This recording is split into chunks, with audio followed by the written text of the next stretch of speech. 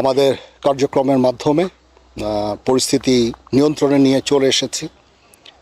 এখন আমরা চেষ্টা করছি পুলিশ ফোর্সকে বিভিন্ন থানায় তাদেরকে আবার কর্মক্ষম কার্যক্রম করে গড়ে তোলা, পুলিশ যেন আবার অ্যাক্টিভ হয়, এটার জন্য আমরা প্রোটেকশন দিচ্ছি তাদেরকে, এবং তারা কার্যক্রম শুরু করেছে। আমাদেরকে আরও ভালোভাবে কাজ করতে হবে এবং পুলিশকে আরও সংগঠিত করতে হবে, এবং তাহলে নিশ্চিত যে আমরা আবার একদম স্বাভাবিক অবস্থা আমরা ফেরত যাব।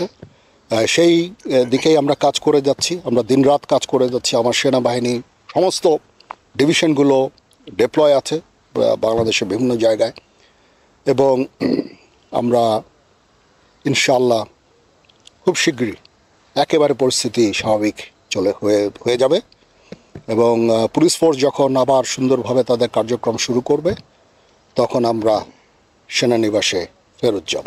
আমি অনুরোধ করব সমস্ত রাজনৈতিক দলগুলোকে, রাজনীতি থাকবে, রাজনীতি থাকতেই হবে, সেখানে মানুষ তাদের কথা বলবে, মিটিং হবে, মিছিল হবে, কিন্তু এটা যেন ধ্বংসাত্মক কোনো পর্যায়ে না যায়, ধ্বংসাত্মক কোনো কার্যকলাপ আমরা চাই না। এটা কখনোই দেশ জাতির জন্য মঙ্গলজনক না।